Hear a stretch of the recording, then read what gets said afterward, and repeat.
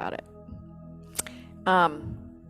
So today's sutra is 127 from our Yoga Sutras translation by Swami Satchidananda. Oh, I'm sorry, it's 126. 126. It's pretty short and simple, but there's so much here. So let's start with what the sutra says. In the translation by Satchidananda, it says, unconditioned by time, he is the teacher of even the most ancient teachers. So Ishvara, also known as the omniscient one, or God, or whatever your version of the all-knowing one is the teacher of even the most ancient teachers. Ishvara is the teacher of even the most ancient teachers. So what he's saying in the discussion is, although all knowledge is within you and you need not get it from outside, somebody is still necessary to help you understand your own knowledge. And essentially he says a guru, which is the Sanskrit word for teacher, is necessary. So Ishvara can be known directly, but understanding and finding your way to that knowing requires a teacher. And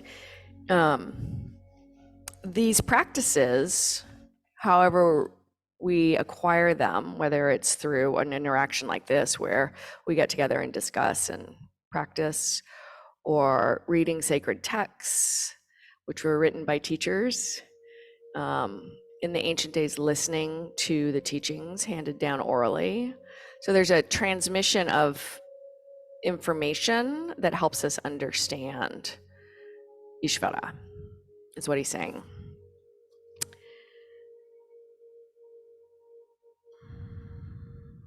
In other words, Ishvara is the guru of the gurus.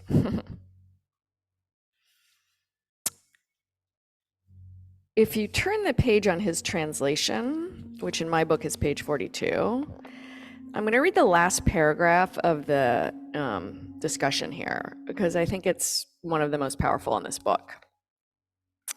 He says, in our ordinary lives, we have yoga, union with nature, but now we want yoga with God. We have union always, but our union with Prakriti, nature, should be changed to union with God, Ishvara. Union with God is the real yoga.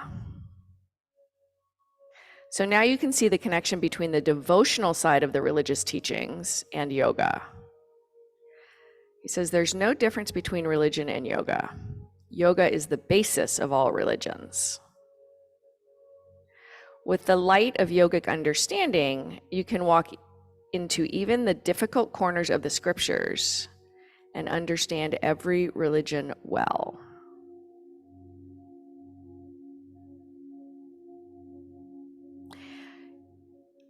So Swami Satchidananda is saying here that yoga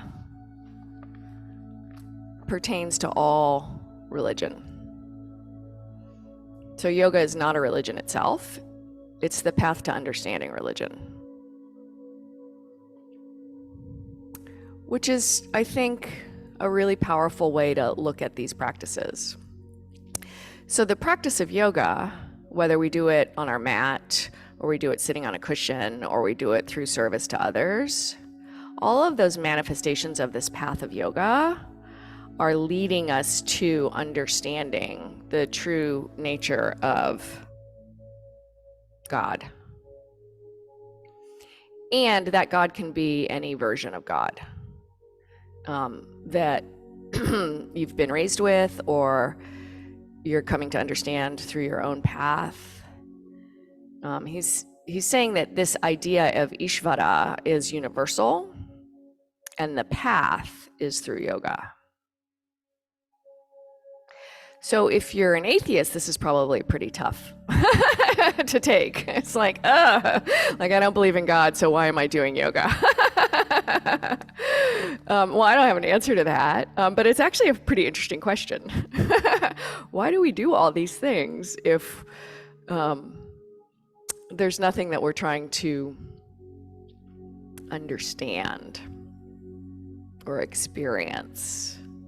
I think many of us on the path of yoga might be described as mystics, as in, I don't want to just be told what this thing is, I want to experience it. So I want the experience of spiritual connection or the experience of whatever I'm being taught by the religion that I've been raised in. And so the path of yoga, he's saying, with the light of yogic understanding, you can walk into even the difficult corners of the scriptures and understand every religion well.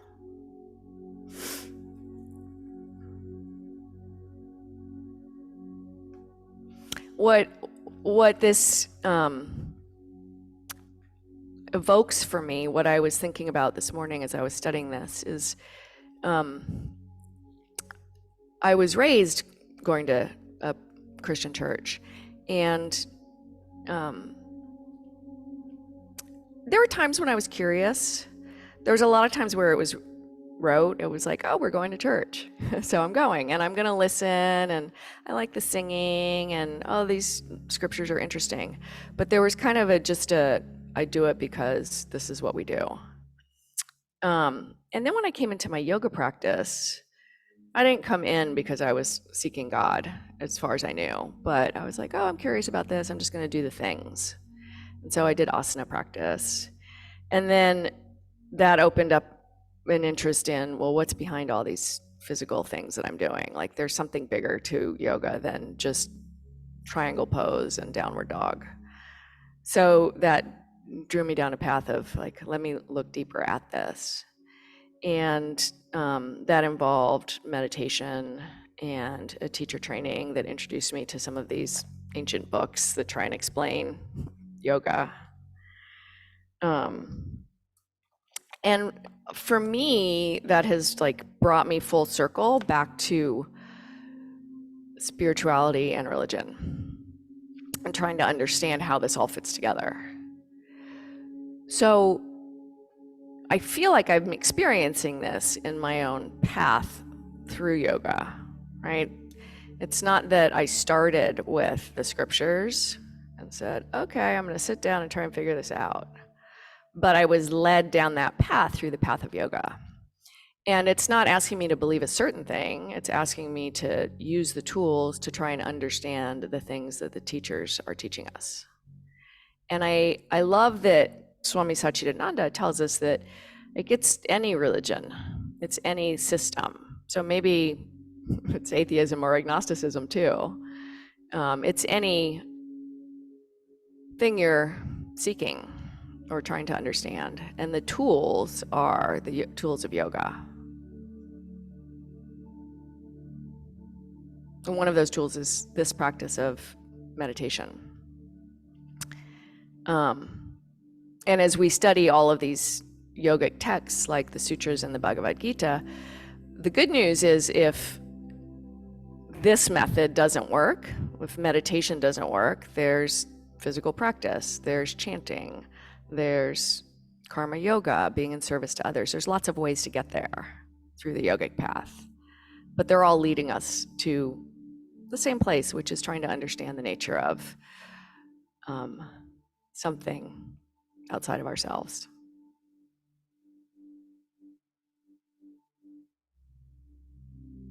That's a lot. So maybe we'll try less kind of trying to figure it out and just practice. I think that's what this all ultimately comes down to, is there's the door opens a little bit and it's like, oh, here's something to consider. And then it's like, okay, just sit with it. So we're going to sit. We're going to sit.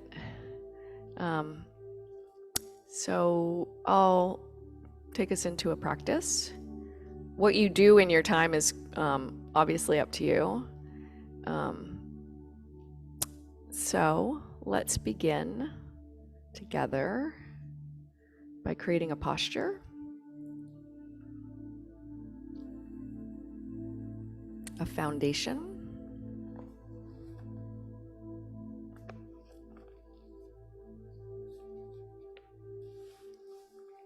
You can close or lower your eyes.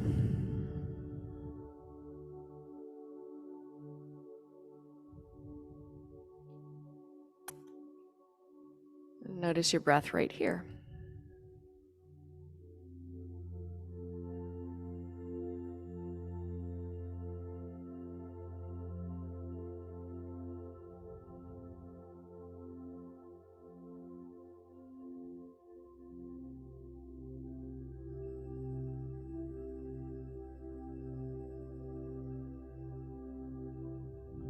So with your attention on your breath, also notice your hands and your feet to land yourself physically in the present moment.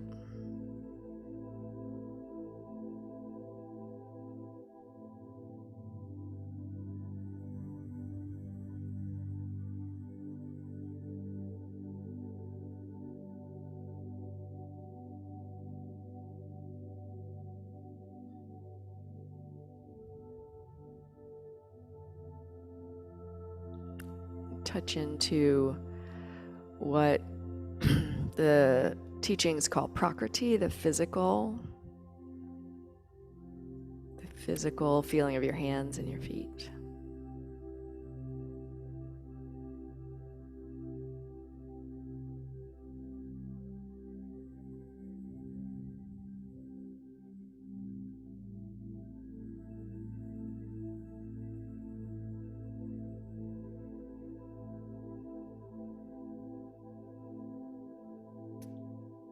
Today, center your attention on your hands.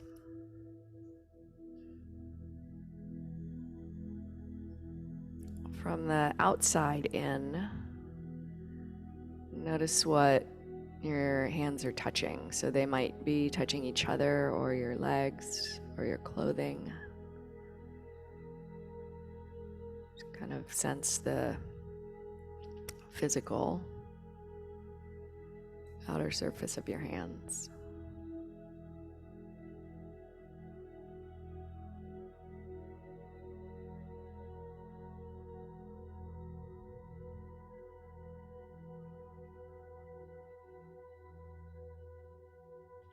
And notice any sense of warmth. There's a temperature, a feeling.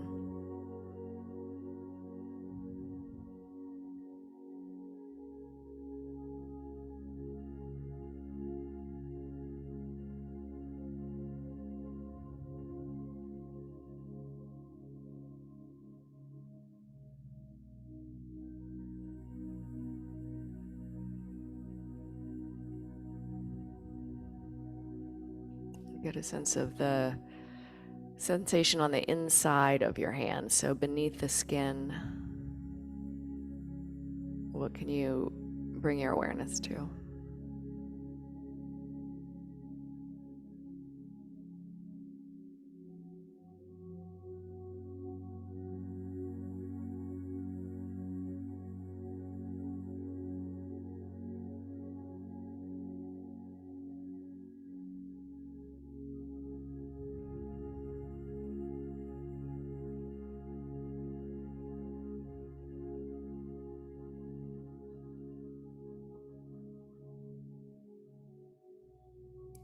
Bring your your attention specifically to your index fingers.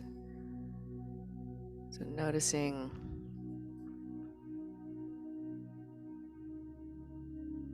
any sense of what's here in your index fingers, around your index fingers.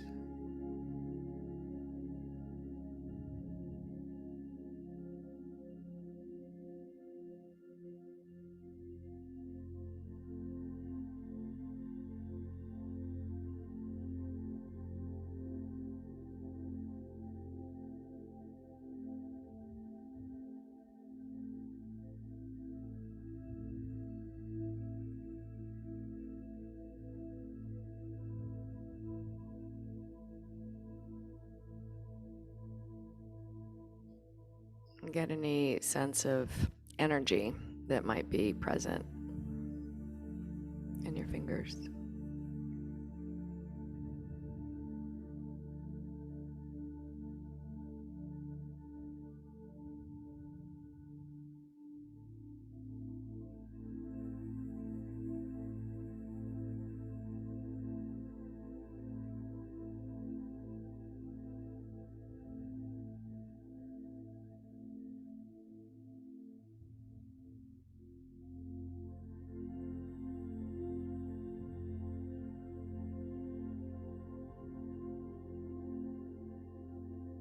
Allow your awareness to expand to your palms.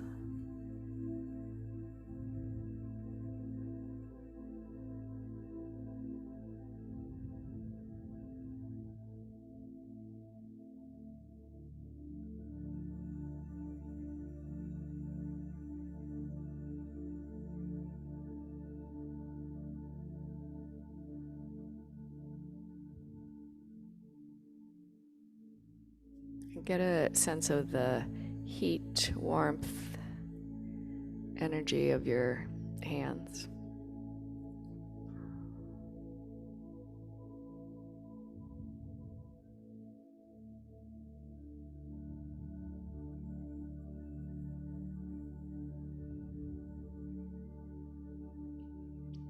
And a sense of the energy expanding away from your hands. So there's like the heat emanates, mixes with the air and space around your hands.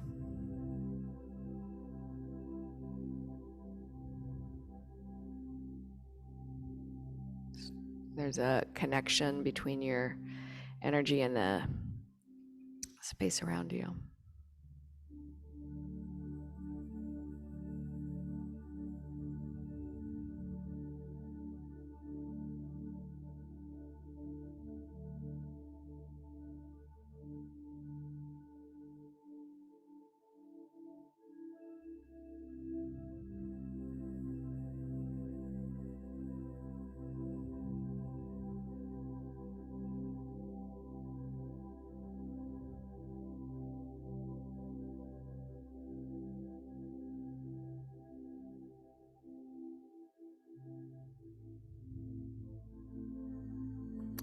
Now draw your attention up the length of your arms towards your elbows.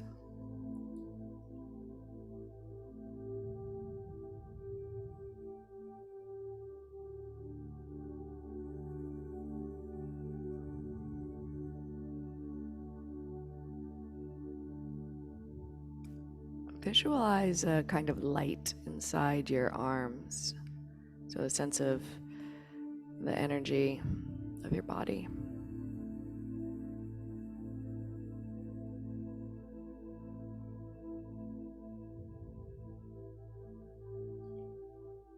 And there's a permeable surface at your skin that allows that energy to connect with the energy around you.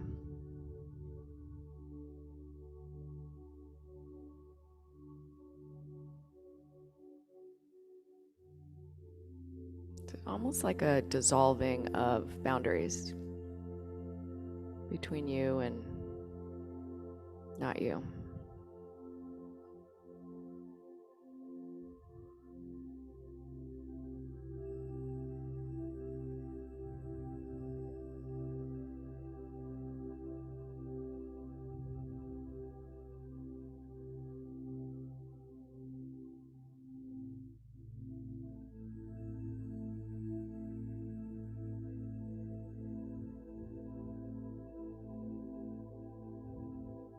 Start to let your awareness move up your arms into your chest.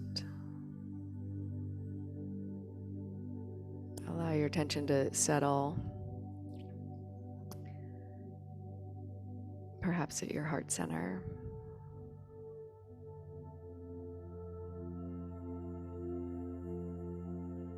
Notice any sense of light or energy in your heart space.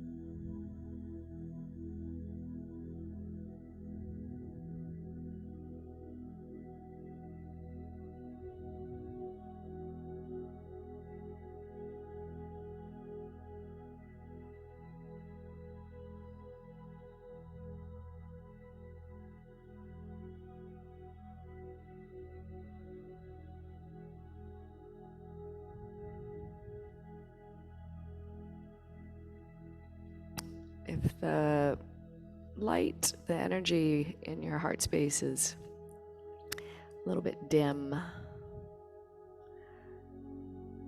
stoke the fire a little bit with an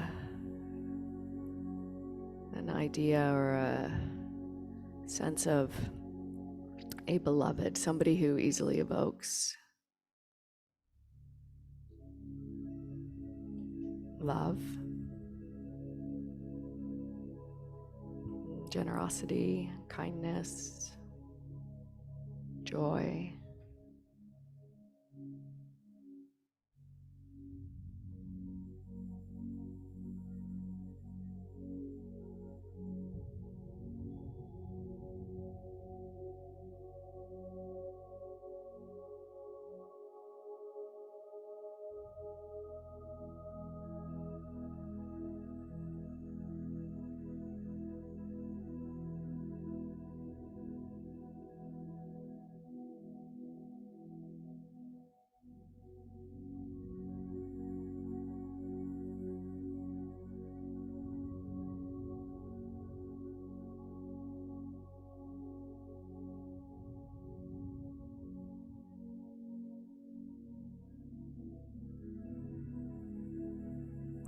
Feel the energy of love,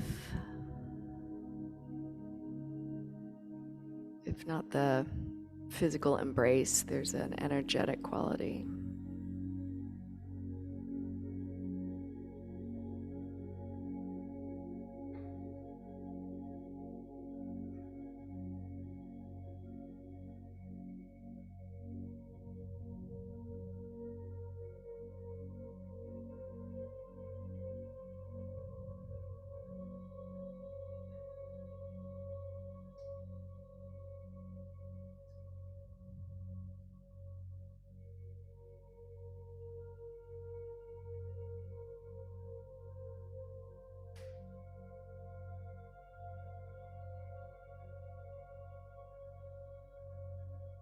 Allow yourself to rest in the energetic space that's here.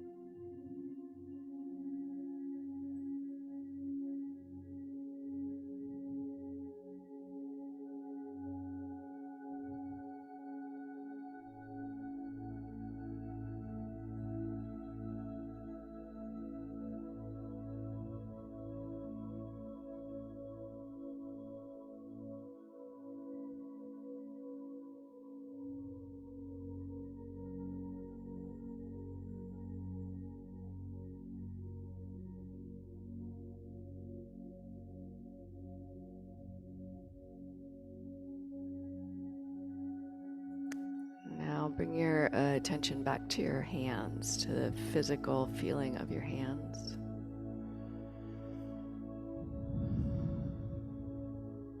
Take a bigger breath.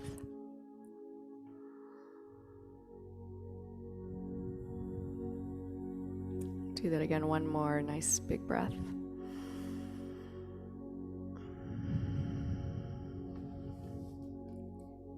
And when you're ready, open your eyes.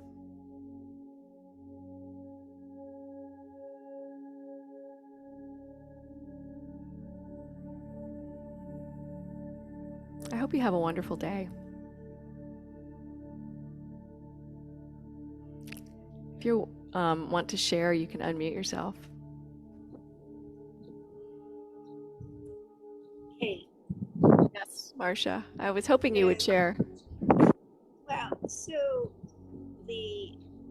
your thoughts earlier were heavy. I mean, it's a hard concept to grasp. And this meditation this morning was just so grounding and so beautiful. All the tremors are going on. The right hand is just but I just allow it, and I just found this so comforting this morning. So thank you so much for what you give us. You have no idea. You have no earthly idea. And I probably speak for myself, but so many other people. So thank you. You are a blessing. You're welcome. I appreciate you guys. Thank you. Have a wonderful day.